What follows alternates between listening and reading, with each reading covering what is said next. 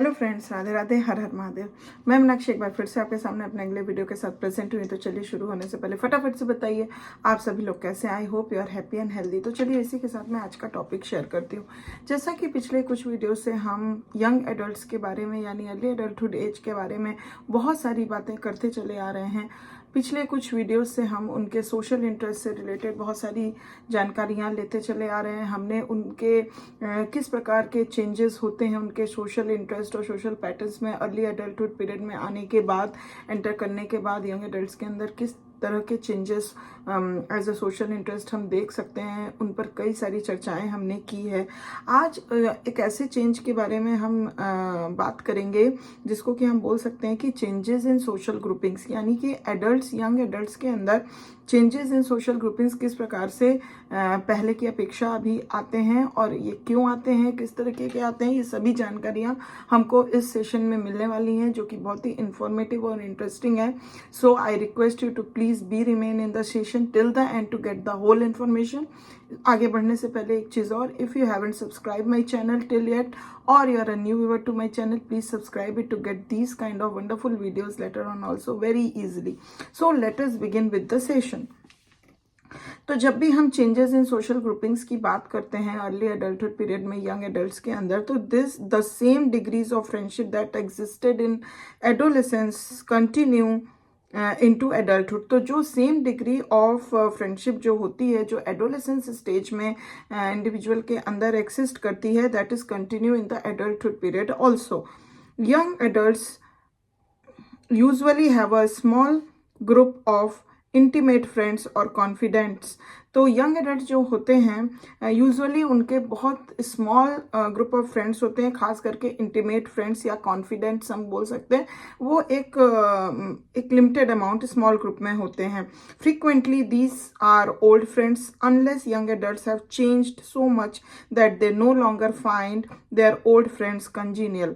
तो फ्रीक्वेंटली अगर देखा जाए तो ये जो ग्रुप होता है इंटीमेट फ्रेंड्स का, वो ओल्ड फ्रेंड्स उनके होते हैं, तब तक खास करके बने रहते हैं जब तक कि यंग एडल्ट्स उनके अंदर कोई चेंजेस ना पाएं, या फिर बहुत ऐसा ना हो कि बहुत लॉन्गर समय से कोई भी ओल्ड फ्रेंड्स वो कंजीनियल, मतलब congenial in the sense interest और वैल्यूज उनके मैच नहीं हो रहे हैं। जब तक ऐसा नहीं होता है तो most of the old friends जो हैं वही अभी frequently as an intimate friends उनके रहते हैं। How many intimate friends young adults have will depend also on how much they are willing to disclose about their interest, problems and aspirations. तो कितने intimate friends, how many intimate friends young adults के होंगे, ये इस बात पे भी और निर्धारित करता है कि कितना विलिंग है कोई भी इंडिविजुअल अपने उस दोस्त से, फ्रेंड से अपनी चीज़ों को, बहुत ही क्लोज चीज़ों को बताने के लिए कितना ही वो इच्छुक है या कितना ही वो विलिंग है। ये डिपेंड करता है कि उसके कितने इंटीमेट फ्रेंड्स हो सकते हैं, कि वो कितना अपने इंटरेस्ट को लेके, प्रॉब्लम्स को लेके या फिर एस्पिरेशंस को लेके क्लोजली उसको बता सके। ये भी डिपेंड करता है। Many adults are reticent about discussing their personal affairs with outsiders as they grow older. तो जैसा कि बहुत सारे एडल्ट्स ऐसे होते हैं जो रेटिसेंट होते हैं डिस्कस करने के लिए अपने पर्सनल अफेयर्स के बारे में आउटसाइडर्स से, जैसे जैसे वो बड़े होने लगते हैं, ग्रो ओल्डर होते हैं। This is partly because they want to create a favourable impression and partly because they do not want to run the risk of having their personal affairs discussed by others। तो ये दो कारणों से, मतलब partly दो कारण हो सकते हैं। एक कारण ये है कि वो अपने जो भी इम्प्रेशन है उसको फेवरेबल बना के रखना पसंद करते हैं। वो सोचते हैं कि अगर हम बहुत ज़्यादा डिस्क्लोज हुए अपने पर्सनल अफेयर्स को दूसरों के साथ, तो उनका इम्प्रेशन हो सकता है कहीं ना कहीं कलर्ड हो जाए उनके माध्यम से, या फिर अनफेवरेबल हो जाए। तो उनको अपना इम्प्रेशन जो है काफ़ी फेवरेबल बना के रखना होता है। Because of that they don't want to disclose their personal affairs with others. And partly ये भी कारण होता है कि they do not want to run the risk, और वो रिस्क नहीं लेना चाहते हैं हैं कि उनके पर्सनल अफेयर्स की बातें दूसरे लोग आपस में करें या फिर वो औरों के साथ मतलब कहीं डिस्क्लोज ना कर ले, तो ये भी रिस्क वो नहीं उठाना चाहते। तो ये पार्टली दो तरीकों से ये कारण होता है कि they are very reticent about discussing their own personal things to others. In addition to intimate friends, most young adults know a number of people whom they see fairly frequently at parties or other social gatherings. तो in addition intimate friends के साथ साथ most young adults जो होते हैं बहुत सारे number of people को जान पाते हैं जो कि वो frequently देख सकते हैं parties वगैरह में या फिर other social groupings में.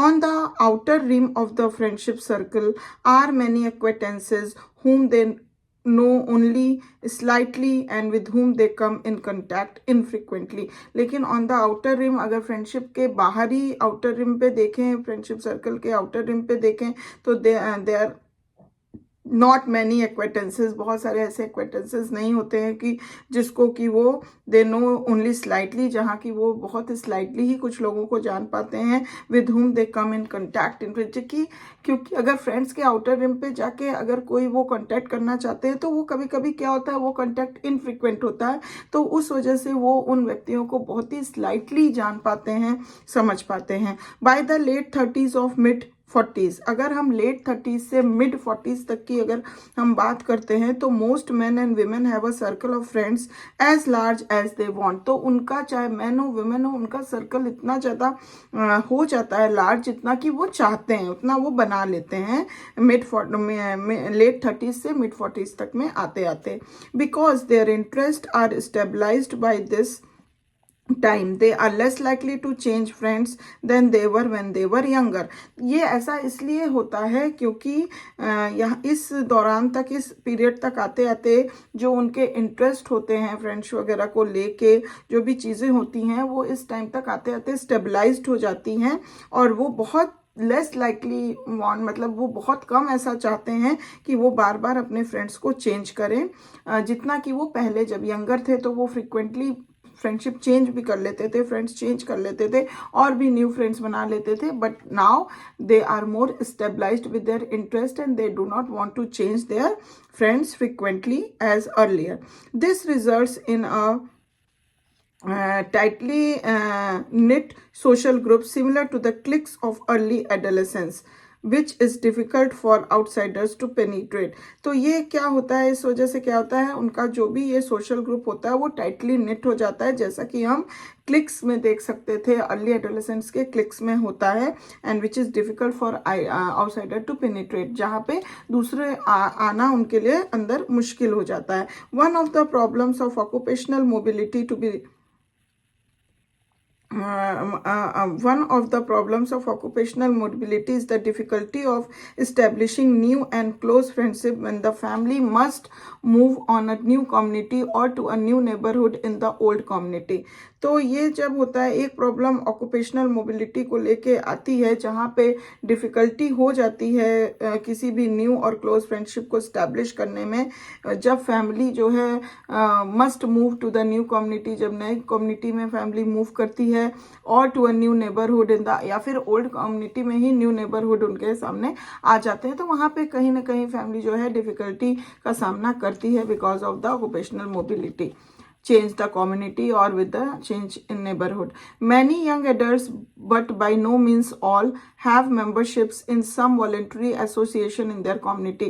बहुत सारे young adults को हम देख सकते हैं, वो क्या है कि किसी न किसी voluntary association, मतलब किसी न किसी association में voluntary membership लेते हैं community के. These may be affiliated with churches or with different lines of work, or they may be organized primarily for social reasons. तो ये सारे जो भी associations होते हैं, they are mostly associated with some of the churches or the different lines of work, और साथ ही साथ they are organized primarily with the social reasons, और बहुत ज़्यादा ये प्राइमली जो है ऑर्गेनाइज्ड होते हैं फॉर द सोशल रीजंस. तो इस तरह से भी कुछ यंग एडल्ट्स को हम देख सकते हैं कि वो मेंबरशिप ऐसे कम्युनिटी एसोसिएशंस में भी लेते हैं. तो इस तरह से हम देख पाए कि उनके चेंजेस और सोशल ग्रुपिंग्स किस प्रकार से होती है और किस पीरियड तक आते आते their interest could be financially stabilized, or they didn't want to change their old friends or whatever the interest they have. So इस तरह से हम देख पाए कि किस तरह से उनका एस्टैब्लिशमेंट होता है और किस तरह से वो उस चेंजेस को एक्वायर्ड करते हैं और इस्टेब्लिश करते हैं। तो आई थिंक ये इन्फॉर्मेशन आपको पसंद आई होगी। अगर लगी है तो प्लीज़ एक लाइक ज़रूर दे दीजिए। If you have any question, any comment, any query regarding any of the information, please give it to the comment box. Thank you very much for watching this video till the end. And one thing more, if you haven't subscribed my channel till yet, please do subscribe it. And I will back soon with my new next beautiful session for you. Till then, please take good care of yourself. Bye bye.